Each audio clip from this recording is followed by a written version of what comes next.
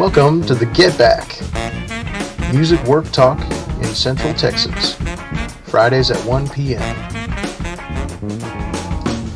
Brought to you by the Austin Federation of Musicians and with the Unemployment Compensation Advisory Committee.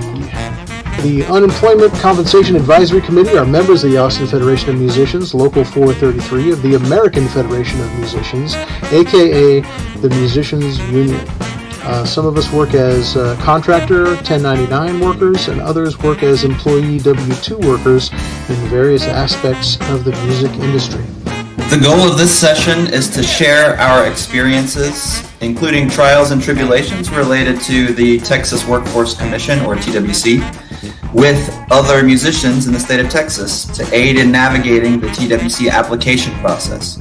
We are not experts in unemployment assistance. We are musicians. The information contained herein does not constitute either legal advice or an official pronouncement or a position of the Austin Federation of Musicians, but rather is only the personal opinions of the panelists. The panelists do not give legal advice or make official rulings on agency matters, should not be cited as authorities in any matter before the agency or when dealing with agency staff about a case, and must minimize their involvement with administrative processes. They also do not give legal advice on any other matter, and any information they should give should not be used as a basis for taking any employment-related action. Before taking any employment action that could adversely affect an employee, or before using any sample form or policy you may obtain from this group, you should consult a licensed, private sector, employment law attorney of your choice.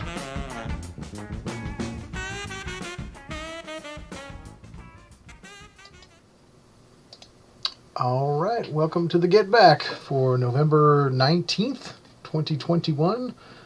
I'm Aaron, and Mark and Russell are joining me. Hello, gentlemen. Hello.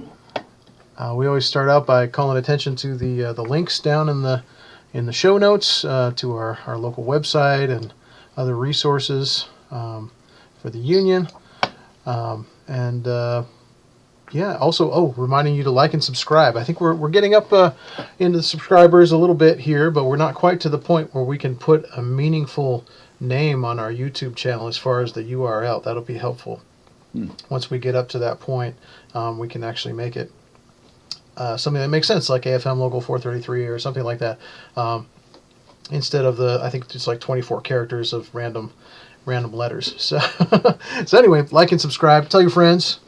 It's the cool thing to do. And gosh, we usually start with the beverages thing. I'm doing coffee as usual. My Blues Crawlers mug. What about you guys? Spring water. Mm-hmm. And good old green tea happening. Oh my God, remarkably consistent. Excellent. We'll have some on camera. There you go. Got to stay hydrated, man, especially these days. And gosh, we got some talking to do. I guess the first thing is just the elephant in the room. The news just came out that this Kyle Rittenhouse has been cleared of all charges in Wisconsin. And of course, I mean, that's an issue for us socially and politically, but it's going to affect our work if we go back to having the kind of protests that we had last, in the summer of 2020. We got to be out there working, and that's not going to help us at all. And neither is this as far as our society either. So, golly, I'm not even sure what to say about this. But what have you guys heard? It's very, very disappointing. I mean, he was cleared on everything, all the charges. Yeah. Yeah, I mean, what it means to me is that, the whole concept of self-defense can be stretched so far that it can include, if you have a gun already and you shoot somebody, the notion of self-defense can be stretched so far that it can cover your actions. Yeah. Well, so I've got the article. I'll have that in the show notes from the Statesman that just came out. I mean, what does it even say here? 5 minutes before we went on the broadcast or something like that. It's interesting. Not till the end of the article, it mentions that two of the charges that were dismissed before the trial even began.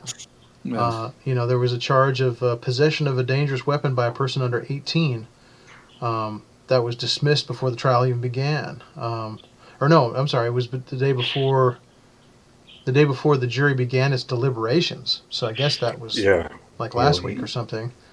He illegally had a firearm. I mean, he did. All of this could have been prevented if a minor had been kept home. Yeah. You're hard pressed to understand how that was allowed to occur.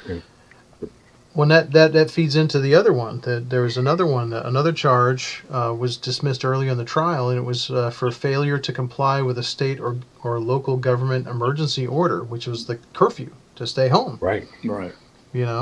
You shouldn't have even been there. And yeah, it's just crazy. I don't see how. So I wonder if those two charges could be brought back since they were dismissed and he wasn't actually cleared of them. But I don't know. We're not lawyers here.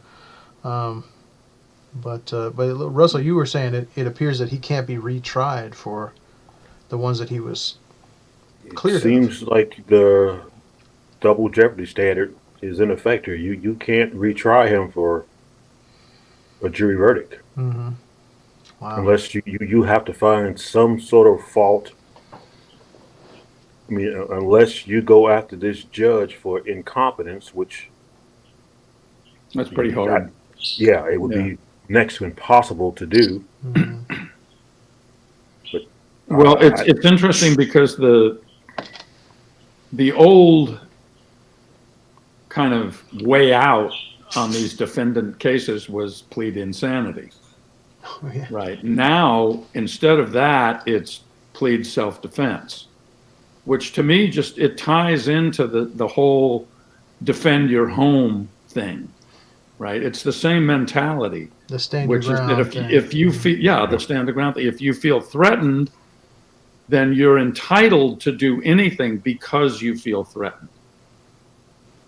Right? That's what this is all about. And it's crazy. I mean, if you think about the doors that opens, if somebody can do whatever they want to do because they feel threatened, either in their home or out on the street, I mean, then where's the accountability for anything? Indeed. Yeah, and that's where it applies, just like the permitless carry law in Texas. if we're going to have this kind of thing going on in public, I mean, that's where we work. When musicians work. Yeah. In public places, I mean, are we supposed to let a person into a show with a big assault rifle? Like, how is that? Yeah. How is that going to work? What, that's crazy. And beyond the social aspects of this, but which are horrific as well. Yeah. Oh my goodness! Look who it is. All right. How you doing, Floyd? Hey, Floyd. I'm all right. I need a little sleep, but I'm fine. I think we all need a little sleep. Yeah. Oh man. How y'all doing? We're great. Yeah, we are on the air right now, just so you know. Okay, I'm gonna turn my lights off here. Okay. Oh man. I'm better in the dark. Aren't we all? She cried. She cried. Well, you're just in time. We just started talking about the exoneration of Kyle Rittenhouse here, and You believe it? what the implications are for the world, maybe.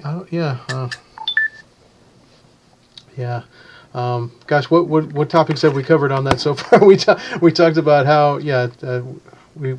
how are we gonna have like public shows where someone's allowed to just walk around with a giant assault rifle at 17 years old or something, and how are we going to work Somebody like that? white. Yeah. Somebody white. Yeah, somebody. Yeah, exactly. I mean, if he were black at Walmart, he wouldn't make it from the gun department to the checkout counter. Oh no, he wouldn't. There wouldn't have been a trial. I mean, it's already happened. We've already seen that. Yeah. Mm-hmm. He put his hands up, and the police went right by him. Yeah. He had the gun and he had his hands up there. Oh, don't worry about it. And they went right by him. Yeah. You know. So. Yeah. There's something in this article. We're talking about the Statesman article that came out like 20 minutes ago or something. But it has something in it, about the judge disallowed like an iPad video, and they were just trying to zoom in on the iPad video, and the judge said, "Oh no, you can't do that because that's altering the footage." And so that was That's altering the footage? Yeah, that's altering the footage. You can't zoom in. So the jury, I don't think ever saw some of the actual video because of that, which is. Well, they threw out the illegal gun charge. Yeah. I don't know how they threw that out, but they did. Yeah, that's right. That was like last week before the jury was even deliberating. Yeah. And that's what we were discussing. His mom dropped him off there with the semi-automatic. Good Lord. He's 17. Yeah. Wow, man. Yeah, it just had to feel that it was not going to go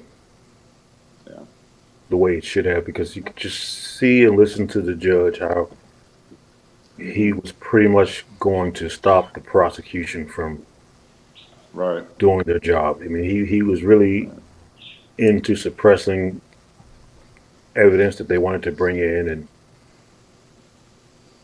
and just just the peculiar way he was acting, But there's nothing you can do about that. I mean, that's his courtroom, and he's able to run it the way he wants, and But it's you just kind of had the feeling that this wasn't going to be a normal trial. It just wasn't. Mm-hmm. Right. When we talked about it last week, I think either on the broadcast or before or after, we talked about how that judge allowed himself to be quoted in the paper saying that we don't want to hear from any more black ministers in this trial. This is the Arbery trial. Yeah. That judge said that. Oh, that was that. Okay, that was that judge. Yeah. Okay. So that's different. Thank you for that clarification. It was the defense that said that. Mm. That they didn't want any black pastors showing up for the defense. The trial, the defense of the police officer, right? No, yeah. Well, they weren't police. They were just trying to make a citizen's arrest. They were Wow. calling themselves police. And, yeah. But that was a separate trial. And, oh, man. Well, like you said, Russell, we don't get a break. This stuff just keeps happening rapid fire at us.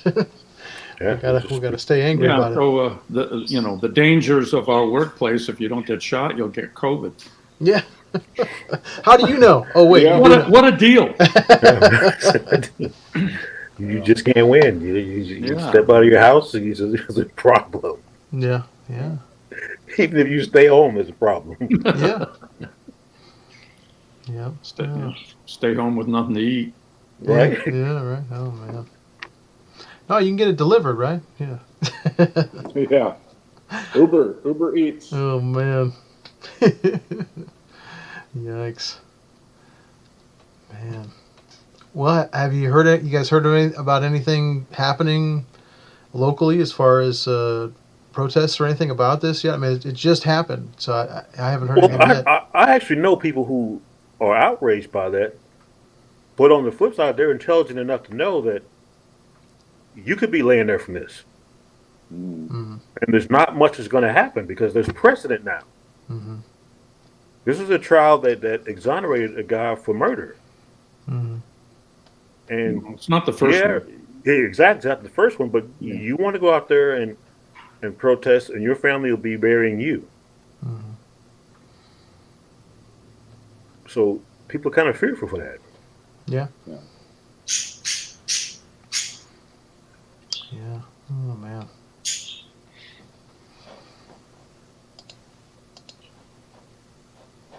Well, yeah. Jeez.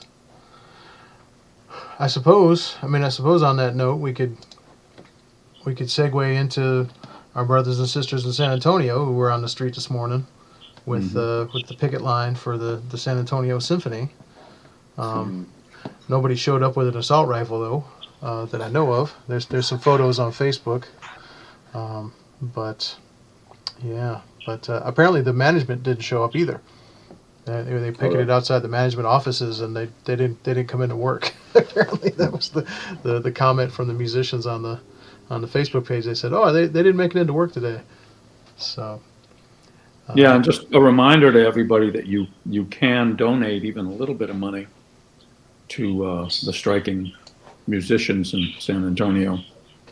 Yeah, on the musicians of the San Antonio Symphony website. Yeah, it was just mosas.org. Yeah. Yeah. Yep. Yeah. Oh, yeah. And there was a couple of things about that in the union newsletter that went out last night.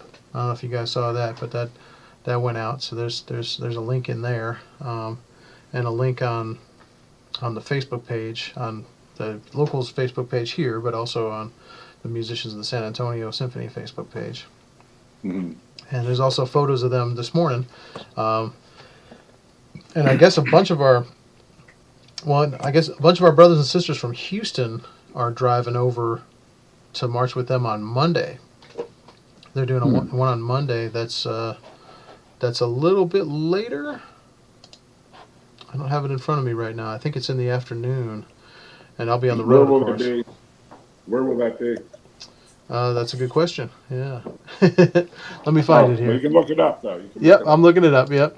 Yeah, it's in the. We should look it up. Yeah. It's in the. You should look it That's all right. No, I'll look. I'll find it. Yeah. You could look it up. It's in the. It's in our union newsletter, but we might as well say it now.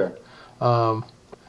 There was kind of an internal document that went around the union locals, and with a bunch of dates that we don't necessarily want to reveal all of them because we don't want the management to know when they are too far ahead of time either. But yeah, so it's 1 to 3 p.m. in the same place on Monday, picketing in front of the Tobin office, the Tobin Center, the symphony offices that are at the Tobin Center downtown. And I think that's right downtown, right on the square where the cathedral is and all that stuff. Is that right? Yeah, I'm not sure. I'll look that up. But yeah. But yeah, a bunch of our brothers and sisters are coming from Houston that day to participate, and so that would definitely be a good day to go. Even a lot of solidarity in the air down there, and that's of course what does it. You know, that's the having more the safety in numbers kind of thing. You know, for sure. Yeah. Oh man, goodness. What else did I have on here? There's an article in the paper about what you need to know if you're going to the Rolling Stones tomorrow. Don't get crushed. Don't get crushed. Right, Yeah. don't get crushed. Yeah. Oh, Don't get fooled again. Oh man, that's a different band. Yeah, man. But, I got a couple friends that were going. Yep. Yeah. Yeah. I imagine a lot of folks are going. It might be the last chance. And of course, we missed the last chance to see Charlie, but yeah. Mm-hmm. Yeah, so just stuff to know, what you can bring, what you can't bring, that kind of thing. But Yeah, it's good to know. Yeah, and nobody knows whose gig Mick might show up at this weekend. Who knows? You know, he's apparently been going out into the towns when they go and then not being recognized sometimes. Oh wow! So That's cool. yeah, man, that's been in the news a little bit. So yeah, I also wanted to talk about the Ayati contract. The stagehands union contract, of course. Settled. Yeah, they settled it. Well, they've settled it, but they still have to vote, right? Yeah. Ratify. The members have to ratify it. And it's actually looking kind of slim, actually. And so that's interesting. I'm not sure. I've got this article from the 9th. When is that? I guess that's the middle of last week, right? So, it seems like I did hear that maybe the vote already happened. I'm not sure, but it was really thin what it passed by. And this is an article from before they voted. I think you're right, Mark. I think they did vote already. Anyway, but the point is, the point is not. It's not a cut and dried thing, and it's the same thing that we're dealing with in our union, because it has to do with what they call new media. You know, the streaming companies, Amazon and Disney Plus and Netflix. Mhm. Those things. We still don't get, musicians still don't get a residual when things are made for those platforms. And it's the same thing that the stagehands are struggling with here too. The media companies are still calling those things, oh, new media, because there's no way for us to know how that business is going to work because it's so new. But it's not new. everybody Right. everybody in the U.S. is doing this, you know, and all over the world is consuming media through streaming platforms, probably more than any other platform, right? I mean, for television and movies, almost certainly, for most folks. And so we got to get a piece of that pie, and so do the stagehands. And they've made a beginning here, but some of them felt like it should have been more of a beginning. And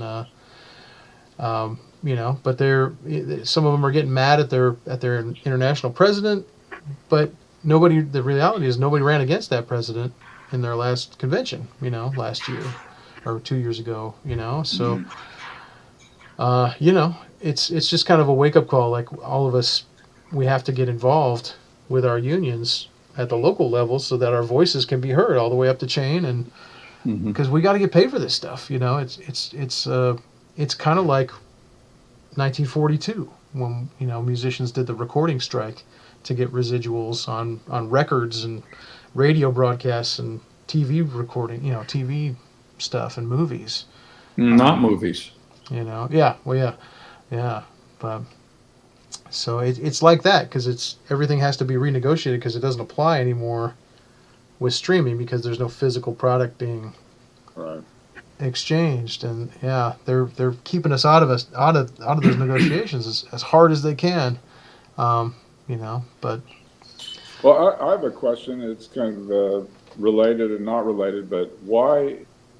I mean, I think I have some answers, but why is it such a tough sell to get musicians to join the union?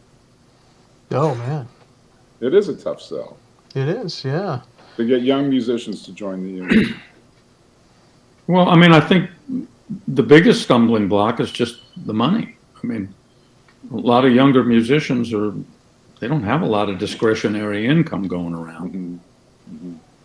I think it's more that than it is a political or philosophical thing. Right. When also they don't see, they say, what's my immediate return? They're more about immediate returns as well. Well, they kind of have to be. But And they're also yeah. getting that. They're also getting that from us, though. I mean, we've sort of been miseducated to say that over the last 40 years as well. You know, us, you know, generationally. You know, I mean, the ROI thing, the return on investment thing, is really kind of a toxic concept for collectivism in general. You know, and we've all been sort of conditioned to think that way over the last 40 years in a lot of ways.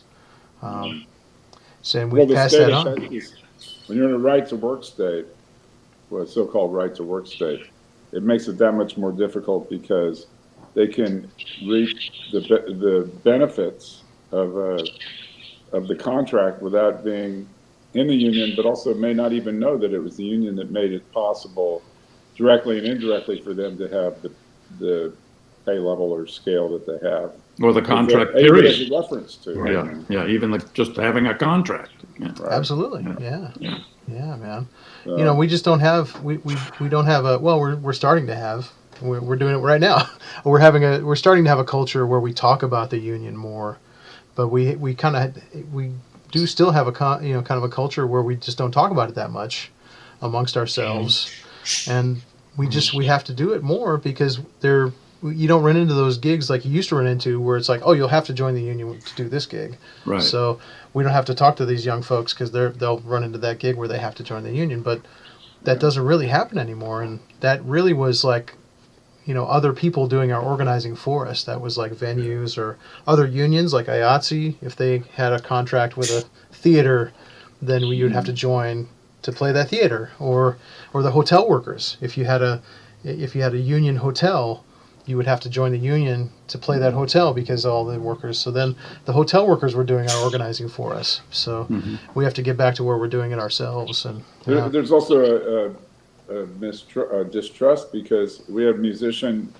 who was on the early September gig that got rained out. It was the union gig, the Labor Day gig. We got paid for it.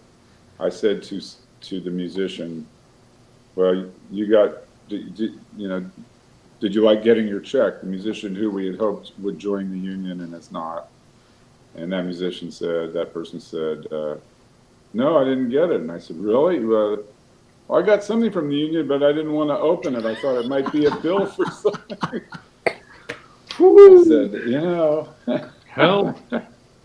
Well, so what was it? The check? I mean, did they get it? Like, I would guess so. I just thought, open it. I just said, "Open it." wow. To Ginger, I said, "What do I? How? It's hard for me to fight for people who won't fight for themselves." She said, "Get used to it." That's what she said. Well, I think in a way it goes even deeper than that because, we sit here and we talk about community, right? And our community and our brothers and our sisters. And, what you have to realize, what you have to remember is that what you learn in America is community is acceptable only to a certain point, and after that it becomes socialism. And what it is that if you go too far down that road, then your organization or you are labeled as socialist and therefore against the aesthetic, the ethic of individualism, which is what our country is founded on in a way, and what capitalism is founded on. I mean, to me, that hasn't gone away. We haven't gotten away from that. We haven't figured out a way to counteract that argument, except for the fact that, capitalism is making rich people a lot richer and everybody else poorer, and it's been doing that for the last 60 or 70 years. But for some reason, we haven't been able to make that argument in a way that's convincing enough for people to take that community aesthetic to its conclusion and let us really join together to get what we need. Yeah. Well, I'm meeting with two guys today who had no idea that there was a musicians union here in Austin. Happens a lot. They just didn't. They're like, "There's a union here?" Like, yeah. They had no clue. Yeah. We're invisible as far as they were concerned. Mm-hmm. Well, part of that's on us, because when we play with younger musicians or any musicians really, but especially younger ones, maybe there's a time and a place on the gig or after the gig or something where, I'm guilty. I never really did this very much, but now that I look back on it, you say something to them. Hey, just want to remind you there's a union here and I'm in it and these are the benefits, and you don't have to have a big conversation or argument or discussion with them. Just bring it up. Mm-hmm. Well, and that's I've been getting a lot of mileage passing those stickers out. I know I've been annoying you guys with those, and that's a good way to kind of start a conversation. Just be like, "Hey, brother." How I met these guys? Yep. Because they see my post on Facebook that says Austin Federation of Musicians. What is this on your post at AFM? And they clicked on it. Cool. That's how I met these guys. Nice. And that's how we started our dialogue. That's great, man. Yeah. It's, so your tagging works. I mean, there are all sorts of ways to connect. Mm-hmm. Right. It's true. Yeah. I mean, to an extent, there's a tradition, not a tradition, but a sort of a miscalibration of our business that goes back to the end of the swing era, before any of us were even alive. But as the swing business was ending, those musicians were incredibly angry at the rock and roll musicians that used smaller groups. And the only reason they could do that is because of the invention of the amplifier and cheaper and more powerful PA systems. You could do a high school dance with 3 people, like Buddy Holly and the Crickets, as opposed to 20 people, like Benny Goodman. And that happened like within a decade. And those musicians from, what they used to call the builder generation, right? The World War II guys, they were pissed about that. My grandfather was one of those guys, and he was mad about that till he died. He was so angry about that. Well, all the fiddle players used to say, before Elvis is what they used to say. Oh, yeah. When Elvis came in, you had people like Johnny Gimple that became a barber for a while, couldn't make a living playing fiddle anymore. Yeah. And when it became for guitar 9 years, he was just a barber, yeah. Wow. Guitars stole America. Yeah, and Bob Wills told him that you can't make a living playing music to cut hair because you won't mess up your hands. Oh. So. Interesting, yeah. But yeah, I think that's maybe where that started, although it probably started earlier than that. But this sort of culture where we don't talk to the younger people because that's how our business works. Those young people are going to supplant us, in some way. They're prettier. They just are, and they learn our licks. Yeah, that's where they get them from, and with that insecurity that we have stops us from sharing information with them, and we have to overcome that, I know when I bring up the union, to some of these musicians, we know who they are, and they're kind of like, you've seen it with like, I'm avoiding it, don't worry, or the union called, but don't worry, I'm not calling them back. Yeah. I don't know what to say. It's like, they can't understand the concept of that's us, Right. The union is not them, the union should be us. Well, that's an excellent point, man, and that's something that I think all the unions in the U.S. are combating right now, and they're starting to call it try not to third party the union. Don't refer to it as a separate entity. Refer to it as us, exactly as you said. Because it is us. It's all of us together. Even the ones who aren't members, the union still represents all musicians, and it's the only entity that really does. Well, what was it? The Austin Symphony, that the bass section was non-union. That they would only, for a while, they would only hire non-union people, and so the entire bass section would get the benefits of the contract. I guess they'd not pay work dues, right? Well, I don't think they hired it that way, but it was that way for a little while. It's not that way anymore. But I don't think they said they hired it that way. What's that? I don't know if they said they hired right. it that way. Yeah. And I wouldn't it was a coincidence. Right? Yeah, I wouldn't put it past an employer necessarily to do that, but yeah, luckily it's not that way anymore. Good. But I think one of those guys that you might be close with, we're still working on. So. Yeah. Okay. But yeah, man. But it's a lot better than it used to be there. And also in the opera orchestra as well, which is good because it's kind of unbelievable for us freelancers, but like the folks in the symphony, get like 100 gigs a year booked by the union contract. They don't have to do anything, and they get 100 gigs a year or 115. Some of them get less, but yeah, it's pretty wild for us that pretty much book all our own stuff. So. Yeah, but it's all of us together. Uplifting, this talk. What was that? I said this is so uplifting. It's like this has been the last few weeks have been notably depressing in terms of news and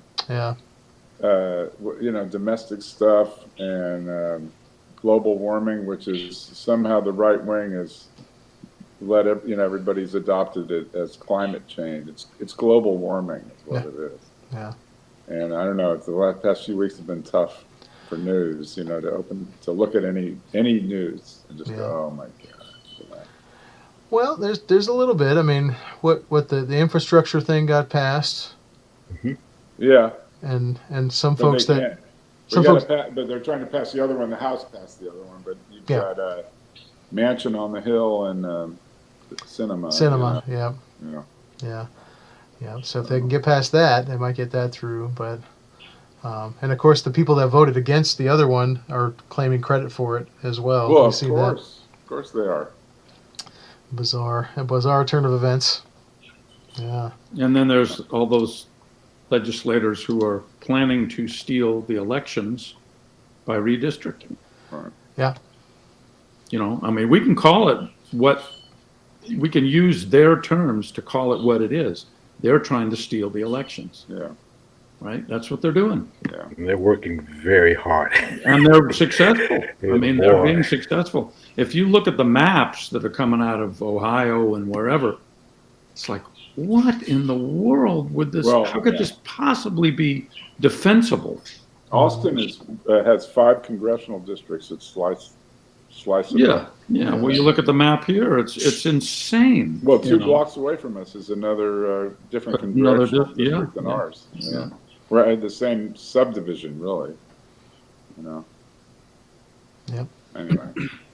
yeah. No, and before 2013, there had to be there was judicial oversight over Right. those maps when they try to put them in, but now there's none. Yeah. And they're proving that was necessary with their actions Right. now. Yeah. Right. Well, at least ours is being challenged. Yeah. What happened? Who knows? But at least it's being challenged. Yeah. Yeah, and it's kind of a drag to talk about stuff like that, but we got to stay angry about it because we got to vote again next year. We can't just kind of resign and Yeah. Yeah, I'm absolutely. moving to Pago. There you But one go. of the Pagos is going to wash away. It'll just be a Pago. Yeah, right. No man, singular. I'll be fishing in my waders. Oh man. I know it. Well, the other article I had kind of picked out was also from Labor Notes. The article about Ayati is also in Labor Notes. That's a labor newspaper that's mostly online now. But there's an article in there actually from last week called "How to Think Like an Organizer," and just kind of talks about trying to solve problems in the workplace. And of course, this is like Labor Notes, so it's like bigger labor movement thing. It's maybe a little more applicable to a factory floor, but it could be applicable to us in that it just talks about solving problems. Where you don't try to do it yourself. Try to get several people together and figure out how to do it, and that definitely applies to like any kind of ensemble or a band or anything. And because we're always going to be stronger together. And the employer is always going to have more power than any of us individually. So we've got to work together. Yeah. So I'll put that in the notes as well. Yes, indeed, man. Yeah. But yeah, the collectivism's coming back. I'm starting to use the word toxic individualism more. and I Good luck. I try not to I don't want to like coin that as a phrase because it's so negative, but I'd rather coin something that's positive. And a musician threw back at me a couple weeks ago. Well, we got to do rugged collectivism then. I don't know. Maybe that start a cowboys union or something and have rugged collectivism or something. I don't know. But maybe. But yeah, jeez. But we can do it, and that's we are doing it. You guys saw some of you guys saw the newsletter that went out last night. We got new members every newsletter. Oh, good. And some really great players that are new members, and more and more are joining. So we are losing some because of the pandemic, of course. I mean, we're losing some just to deaths sometimes, of course. But we got more folks coming in than we're losing, and we're that's what we got to do. We got to go. We got to go for new folks and old folks too. I mean, we are reaching out to folks that have lapsed over the pandemic, for various reasons. And the sticker campaign is helping with that. It's like, hey, brother, I want to make sure you had the new sticker, and okay. And that's resulting in some stuff. So, Yeah, man, we got those stickers at the office as well. If you guys need more of them, but we had them at the meeting. Oh, the meeting! Gosh, we had a great report from the chairman, Mark, up here at the meeting. He did a report on this broadcast and this committee, and kind of let the membership know about that. And then you put your response or your summary in the newsletter. I appreciated that, brother. Yeah, Thank you. Yeah. that was great. Yeah. Yeah, man, and it's just, those committees are really, really helping out too. We have lots of different committees that are being more active, in the local. I'd really like to start like a historical committee or something that would really just be like a breakfast club and just figure out like what we can remember. Get some of the more experienced members and just like, okay, who was running the office like before 1971? Can we remember that? Well, Eddie Wilson was involved at one point. Mhm. Yeah. He was when was he president? Or wasn't he a president or an officer? I don't know. Yeah, that's what I'm talking about. Yes. I will ask him because he's got my old piano right now on loan. So Oh, nice. I have to keep an eye on him. Some of it I think we might not want to remember. Well, yeah, that's true. Yeah. There are members, there are people that were, involved in the leadership of our union that are no longer that are still working in town. And I'm not trying to call those people out, but we'd love to talk to them, love to have them back, love to know what they remember. What they did, yeah. Yeah, there's just a lot of stuff happening. So, that's great. That we've got a city affairs committee that needs more help because folks are getting back to work, back to traveling, and what else? We had before the pandemic, there was a jam session committee that was working to try to figure out where all the jam sessions and networking sessions were around town. Yeah. And try to figure out like what style they were and maybe even like what tunes you might want to know before you go. Which is that would be pretty useful, man. Yeah, and so that committee needs some help because one of the members of that committee moved during the pandemic, and so yeah. And there's always varying responses to the pandemic. Like I played up in Fort Worth Saturday. I was the only person wearing a mask, and there were about 300 or 400 people there.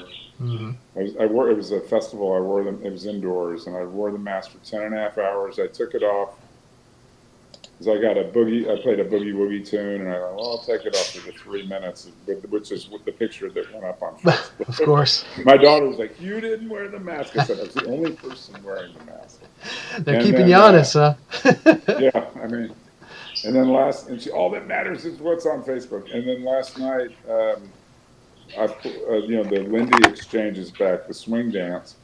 I played there, and it was cool because the dancers, everyone's they're young and they were all willing to and had to have proof of vaccination, wear masks, and then if you were going to sing or talk or play a horn or whatever, you had to have not only your proof of vaccination, but they give you a rapid test, which was great.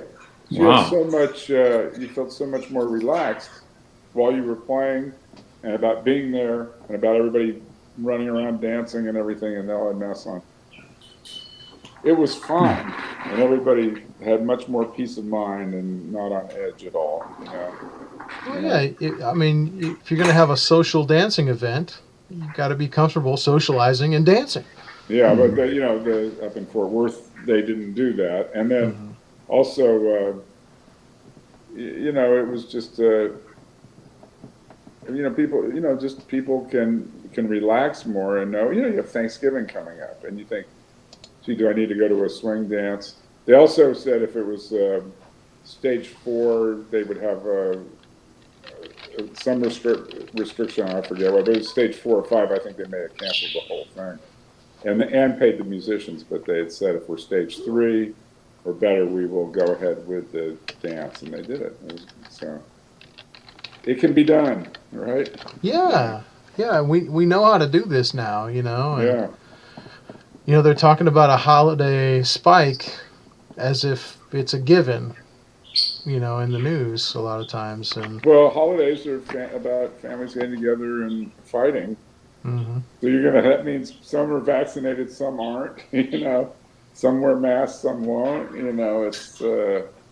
It's kind of like maxed out now, right? With the usual stuff, but it's multiplied now, right? hmm I mean, I think it's a given. I hope I'm wrong. You're saying that that's not necessarily right, and I hope you're right. I just hope we all can stay as healthy as we can. Yeah, and keep working. That's Yeah, yeah. yeah. That reminds me, there was an article yesterday in the Statesman about what the title is "Why Isn't Austin in Stage 2 of COVID Guidelines Yet?" Travis County's health chief explains why.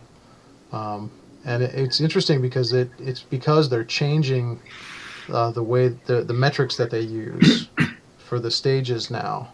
Um, and yeah, let me see if I can. I pulled it up here. Let's see. Yeah, so they're using, what is it? They're using the transmission rates now instead of the old way that they did it, which was what?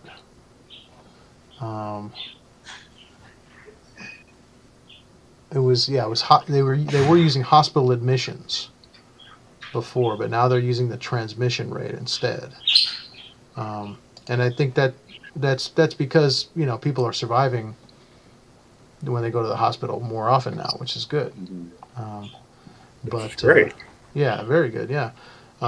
So that's why it hasn't gone down to stage 2, even though we've been at the old numbers for stage 2 for a while.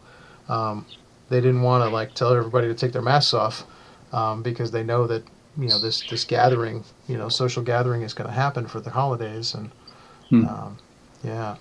So anyway, I'll put the link to that in the show notes too. So yeah, so I mean, folks have kind of been like talking about like, oh well, it's going to go down to stage 2 and we'll take the masks off, you know, any minute now. But but I don't think it actually is. I think it's actually going to stay at stage 3, and it may go back up again because they're using a different metric. But that would, you know, that's just to keep the spread, you know, under control. So. Hey, gents, I'm sorry, I got to take off here pretty quick, but thank you. Yeah, thank you for joining us, man. Yeah. All right, guys. I think we're See you, Mark. about ready to wrap it up. Are you guys have any other topics you want to hit, Floyd or Russell? Other than if you need help, there's still money at the city. Yeah, the rent relief program is still money. Yep. They're still there. Yep. Yep. And I think it's supposed to be a little easier to get now. So, Mhm. Yep, absolutely. Right on. Okay, well, you that are watching this thing, if you're in the music business, don't give up. And we can get through this with solidarity. Join a union, use contracts, use a union contract. And you can protect yourself and do business better than we did before the pandemic. Yeah, we can all benefit from that. So we'll see you actually, we won't see you next week. We'll be off next week. We'll see you in 2 weeks on the Get Back at the same time. So take care. Bye-bye. See y'all later.